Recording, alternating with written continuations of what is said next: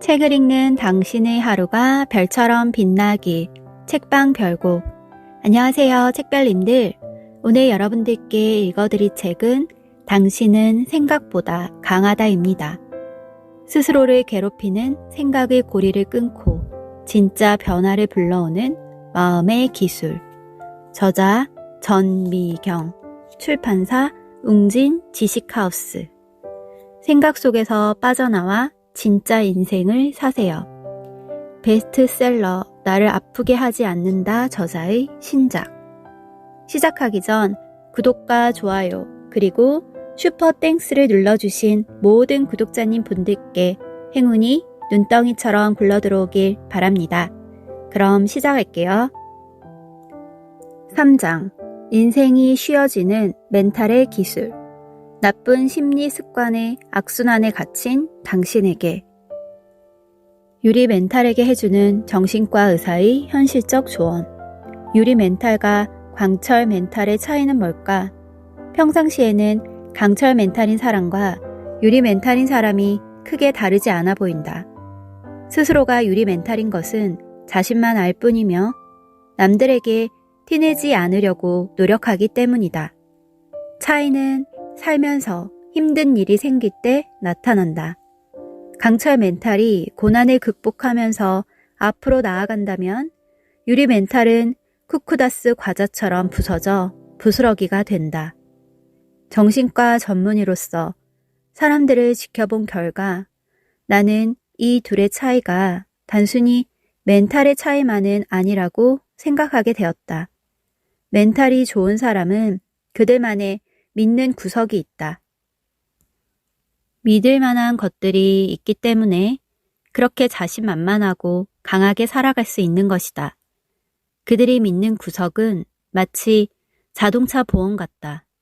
비유를 해보자면 강철 멘탈의 소유자는 사고가 났을 경우 고가의 외제차 수리비까지도 너끈히 보장되는 좋은 보험을 가지고 있다. 반대로 유리 멘탈의 소유자는 보험이 아예 없거나 있어도 보장 범위가 작다. 운전 중에 실수로 비싼 외제차를 박았다고 해보자. 강철 멘탈은 믿는 구석이 있기에 피해자에게 깔끔하게 사과하고 보험 처리를 하면 상황 종료다. 그러나 유리 멘탈은 이런 사고가 나면 정신이 하나도 없다. 사고 처리, 피해자 합의 등 사고 뒷수습을 혼자서 처음부터 끝까지 다 해야 한다. 그 과정에서 딸려오는 이런저런 걱정에 마음이 힘들어 죽을 지경이다. 이처럼 강철 멘탈과 유리 멘탈의 믿는 구석은 하늘과 땅만큼 다르다. 그렇다면 그 믿는 구석이란 구체적으로 무엇일까? 첫 번째는 경제력이다. 경제력은 삶을 뒷받침하는 가장 기본적인 요소다. 우울증으로 치료받는 50대 상은 씨는 상습적으로 바람을 피우는 이기적인 남편과 몰상식한 시댁 때문에 힘든 결혼 생활을 해왔다. 경제활동을 할 자신도 의지도 없어서 평생 남편 눈치를 보고 심기를 살피며 산 상은 씨는 이혼을 하고 싶어도 이 나이에 할 수 있는 일이 없다며 자신의 신세를 한탄한다. 나는 경제력이 부족한 청춘들에게 지금 당신의 삶 그대로 괜찮다고 말하는 책이나 강연을 좋아하지 않는다. 당장은 위로가 될지 모르겠으나 삶의 성장에 진정 도움이 된다고는 생각하지 않기 때문이다. 적극적으로 믿는 구석을 만들어야 할 때인데 오히려 삶의 퇴보를 부추기는 느낌이다. 요즘 청년들은 본인의 경제력을 갖추려는 노력을 게을리하지 않는 경우가 대부분이어서 다행이기나 하나 혹시 아니라면 열심히 일하고 벌어서 스스로를 지키자. 경제력이 믿는 구석의 첫걸음이다. 두 번째는 실력이다. 실력이 있으면 자신의 인생을 좀 더 주도적으로 살 수 있다. 김연아 선수가 연습을 워낙 많이 해서 척추가 살짝 휘었다는 인터뷰 기사를 본 적이 있다. 김연아 선수가 의연하게 경기에 임할 수 있는 것은 엄청난 노력으로 실력을 준비해 놓았기 때문인 것이다. 회사에서도 남들보다 실력이 월등한 사람은 남들 눈치를 보지 않고 일한다. 스스로가 조직에 얼마나 공헌하고 있는지 잘 알고 있으며 다니는 회사를 그만두더라도 얼마든지 스카우트 될 수 있다는 자신감이 있기 때문이다. 그 경우 회사에서 열심히 일하는 것은 회사가 아니라 나의 몸값을 위한 것이 된다. 경제력이 믿는 구석의 커트라인이라면 실력은 믿는 구석의 가산점이다. 세 번째는 삶의 의미와 목적이다. 자신이 무엇을 위해서 사는지 아는 사람은 외부 상황에 흔들리지 않는다. 이국종 교수는 척박한 의료 현실에도 굴하지 않고 본인의 신념을 위해 평생을 바치고 계신 분이다. 병원 수익에 도움이 안 된다고 푸대접을 받으면서도 끊임없이 고군분투하며 사람들의 목숨을 살리고 한국 응급 의료 시스템의 문제점과 닥터 헬기의 필요성을 지속적으로 사람들에게 알리고 있다. 수단에서 의사로 봉사하신 이태석 신부님도 자기 삶의 의미와 목적을 알고 사셨던 분이다. 이처럼 삶의 의미와 목적은 또 하나의 믿는 구석이 된다. 반대로 삶의 의미와 목적이 없다면 어떨까? 공허하다.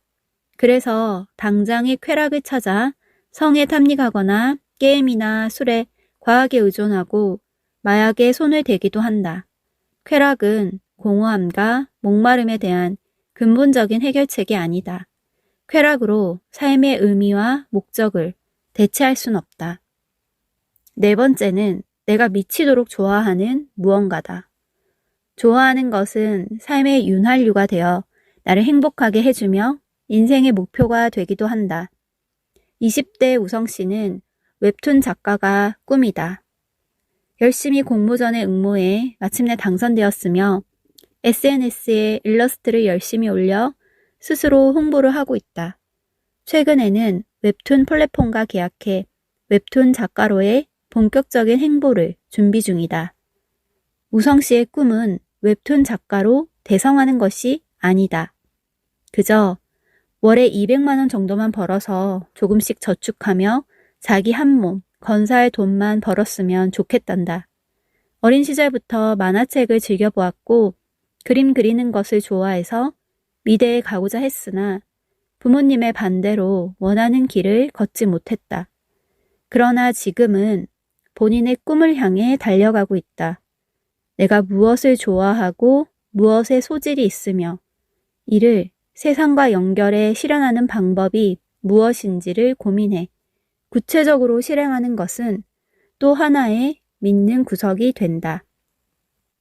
다섯 번째는 의미 있는 타인이다. 의미 있는 타인이란 내가 어렵고 힘들 때 나를 안아주고 다독여주는 사람, 내가 행복할 때 진정으로 박수를 보내주는 사람, 나의 조건과 능력이 아닌 내 존재 자체를 있는 그대로 봐주는 사람이다. 부모의 인격이 훌륭하다면 태어나면서부터 이 믿는 구석을 가진 격이다.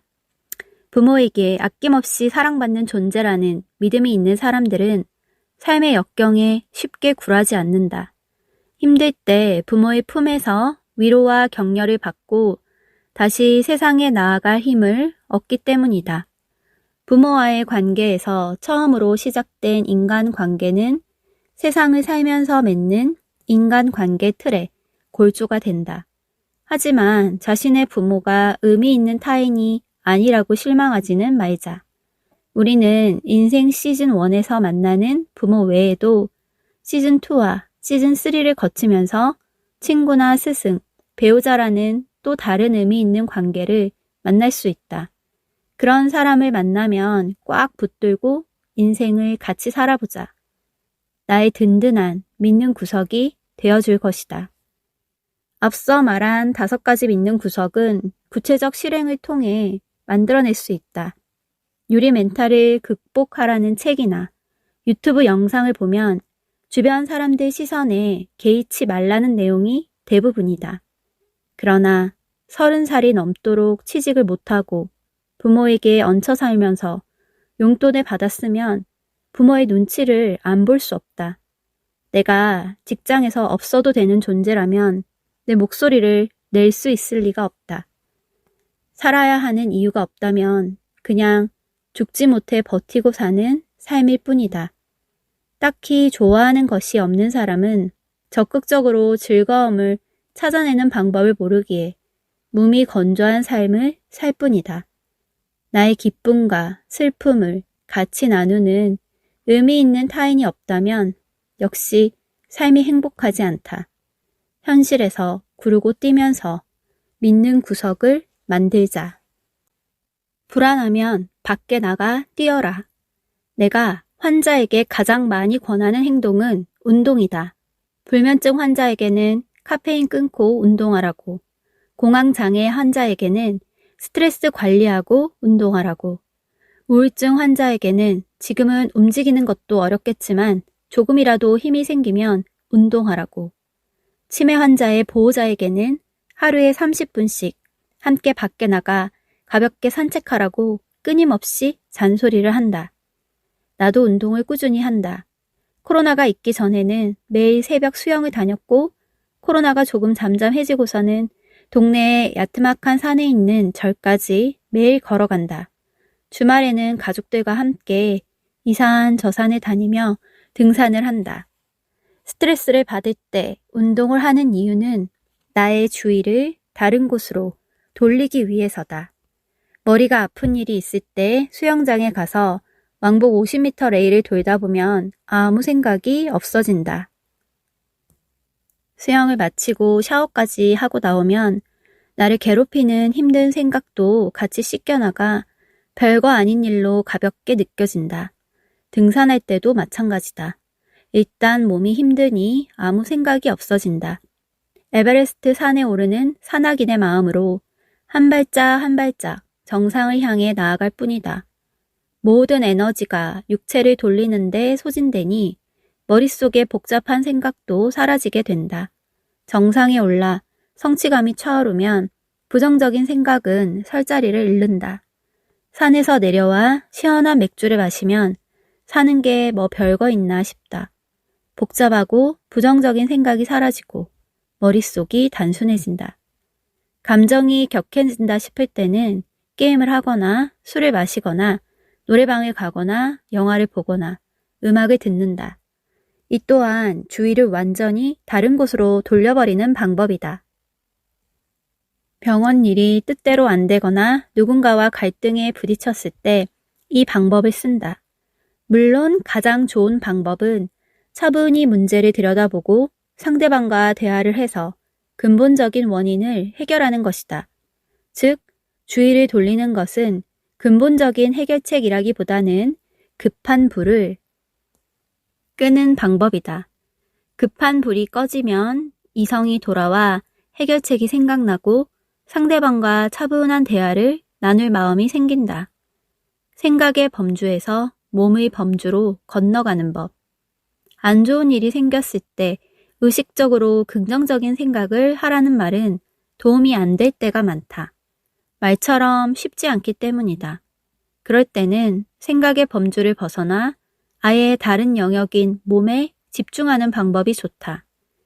매주 병원을 찾는 60대 현숙 씨는 열흘 내내 김장을 담갔던 일을 내게 덤덤히 말한다. 현숙 씨는 교통사고로 아들을 잃었다. 사람들이 하는 위로의 말이 귀에 하나도 들어오지 않는 힘든 나날을 보내는 중이다. 현숙 씨는 지난 열흘간 매일매일 김장을 담궜다. 대형마트까지 걸어가 하루에 배추 2포기를 사와서 씻고 쪼개고 소금으로 절인 뒤 역시 딱 2포기만큼의 배추속을 만들어 김장을 했다. 열흘 동안 반복 작업을 하다 보니 몸이 피곤해서 잠도 잘 잤고 김장을 만드는 동안은 다른 생각이 나지 않아 그런대로 살만했다고 말한다. 아들이 미칠 듯이 보고 싶을 때마다 현숙 씨는 어느 날은 방에 도배를 직접 다 하고 어느 날은 이불을 몽땅 내와서 발로 밟아서 빨고 어느 날은 집안의 창고를 싹 다 정리하면서 하루하루를 견뎠다. 우리는 누구나 크고 작은 스트레스를 받으며 산다. 내가 스트레스를 받은 후에 무엇을 하면 해소가 되는지 스스로 잘 알고 있으면 그 방법을 찾아서 하면 된다.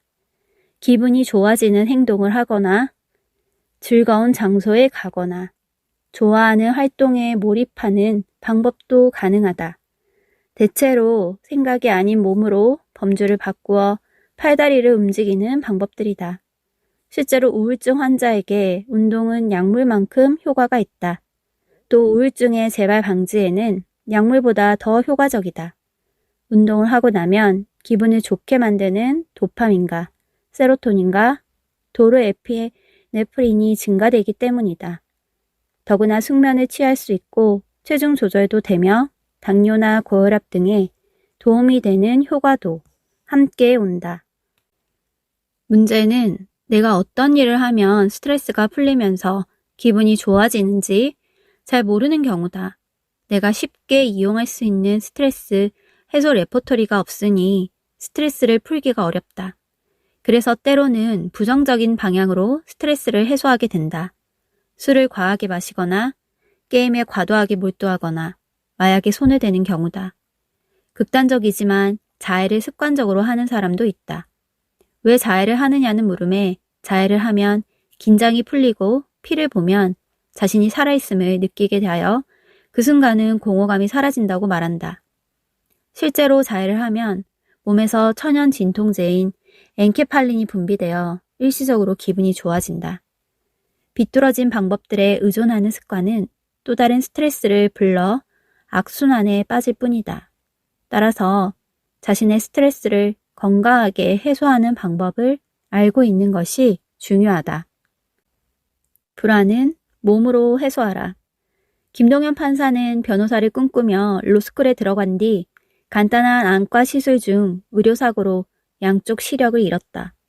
시각장애인이 되었다는 사실을 받아들일 수 없어 좌절과 분노의 시간을 보내던 그는 어머니의 권유로 절에 가서 매일 3,000배, 한 달 동안 9만 배를 하게 된다.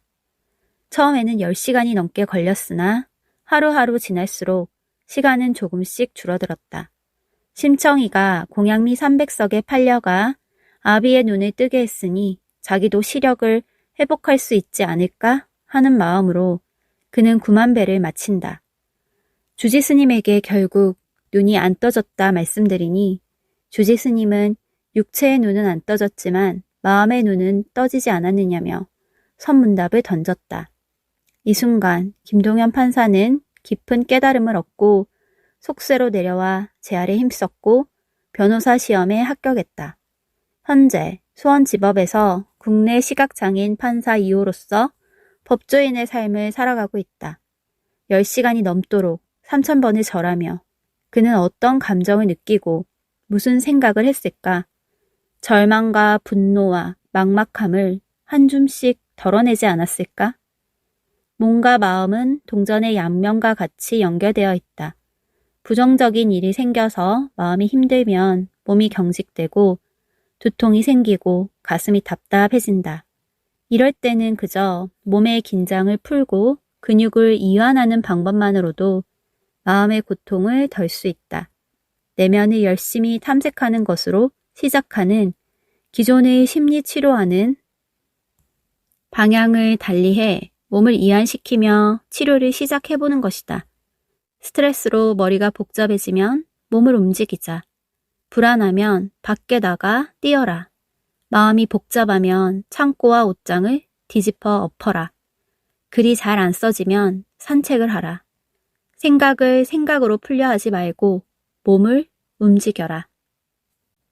가스라이팅에서 자신을 지켜라. 남자친구가 나에게 가스라이팅을 해요. 엄마는 어렸을 때부터 내게 가스라이팅을 했어요. 어느 날부터인가 진료실에서 가스라이팅이라는 용어가 들리기 시작했다. 유튜버들은 연인 사이에 일어나는 가스라이팅에 대한 콘텐츠를 만들고 육아 프로그램에서는 부모 자식 간에 일어나는 가스라이팅에 대해 언급했다. 가스라이팅이라는 단어는 1940년대 잉그리드 버그만이 주연한 영화 가스 등에서 시작됐다. 아내가 자꾸만 등이 꺼졌다 켜졌다 한다고 말하자 남편은 아내의 착각으로 몰고 간다. 스스로 생각하고 판단하던 아내는 급기야 남편의 말이 다 맞고 자신이 틀렸다고 믿게 된다. 사실 남편은 보석을 훔치기 위해 아내에게 접근해 계획적으로 아내를 정신 이상자로 만든 것이었다. 자신의 판단에 확신을 잃은 아내는 남편에게 모든 결정을 맡기고 의지하게 된다. 이렇게 교묘하게 상대방을 지배하는 것이 가스라이팅이다. 가스라이팅에는 정형화된 프레임이 있다. 첫째, 가스라이팅에 가해자가 있다. 가해자는 자신의 목적을 위해 피해자를 자기 입맛에 맞게 바꾸려고 한다. 둘째, 자기 확신을 잃은 피해자가 있다.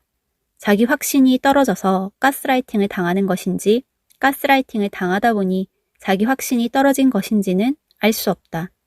결국 피해자는 가해자에게 자신의 판단과 결정권을 넘겨주게 된다. 셋째, 두 사람에게 영향을 미치는 정서적 공간이 존재한다. 예를 들어 연인이나 부부, 부모와 자식, 친구, 직장 상사와 부하 직원 등 서로 감정적 영향을 미칠 수 있는 사이에서 가스라이팅이 일어난다. 가해자가 그 정서적 공간에서 채찍만 휘두르는 것이 아니고 때로는 달콤한 당근도 주기 때문에 가스라이팅에서 빠져나오는 것이 힘들다. 넷째, 가해자에게는 그럴듯한 명분이 있다. 가해자는 피해자에게 그 명분을 교묘히 세뇌한다. 다 너를 위해 이러는 거야. 이 정도는 당연히 해야지. 같은 말을 하며 올바르고 정의로운 일이라고 피해자에게 명분을 주입한다. 이를 어기면 죄책감이나 불안감이 들기 때문에 피해자는 기꺼이 가해자의 말을 따르게 된다. 다섯째, 가해자는 피해자의 주변 관계를 끊어내어 피해자가 제3자의 객관적인 의견을 듣지 못하게 막는다. 피해자에게 진실이 은폐되고 왜곡된 세상에서 우물한 개구리로 살기를 강요한다. 가스라이팅에서 벗어나기 위해서는 가장 먼저 내가 가스라이팅을 당하고 있다는 인식이 필요하다. 누군가가 나에게 과한 요구와 지적을 한다면 가스라이팅이 아닐까 하는 의심을 해보자. 연인과 같이 있는 시간이 괴롭고 부모와 보내는 시간이 고역이라면 내 감정이 보내는 신호를 무시하지 말자. 그 다음으로는 상황에서 한 발짝 거리를 두고 객관화를 해야 한다. 피해자는 합리적으로 사리 분별을 할 능력을 서서히 잃게 된다. 옳고 그름에 대한 판단이 어려워져서 가해자의 판단을 그대로 자기 것으로 가져온다. 여기서 벗어나 나와 상대가 처한 상황을 제3자의 눈으로 보고 판단하자. 마지막으로는 구체적 행동의 단계다. 가해자와 정서적 거리를 두고 이별을 감수하자. 나에게 가스라이팅을 할 경우에 단호히 노라고 말하고 선을 긋자. 가해자가 펼쳐놓은 싸움판에 들어가지 말자. 어떤 말을 하더라도 나를 설득시키며 교묘한 세뇌의 장을 펼칠 테니 말이다. 가스라이팅이라는 용어가 빠르게 이 사회에 정착한 이유는 타인의 강요를 더 이상 따르지 않겠다는, 더 이상 나를 너의 수단으로 삼지 말라는 마음들이 커졌기 때문이 아닐까? 사람들은 이제 나 자신으로 오롯하게 살아가는 삶의 방식이 얼마나 중요한지 인식하기 시작했다. 내 삶의 주도권은 오로지 나에게 있다. 누군가의 도움을 받을 순 있겠지만 결국 판단도 결정도 내 몫이다. 누군가의 객체로 기능하기를 거부하고 나 자신의 주체로 세상에 우뚝 서야 한다. 나는 가스라이팅이라는 용어가 대중화된 것을 매우 환영한다. 가끔 부작용이 있기도 하지만 결국 이 용어 덕분에 우리는 자기 자신을 더 잘 지킬 수 있게 되었으니 말이다. 여기까지 오디오북 잘 들으셨나요? 더 자세한 내용은 책을 구매해서 읽어보시기 바랍니다. 그럼 편안한 저녁 보내시고 다음 영상으로 만나요. 감사합니다.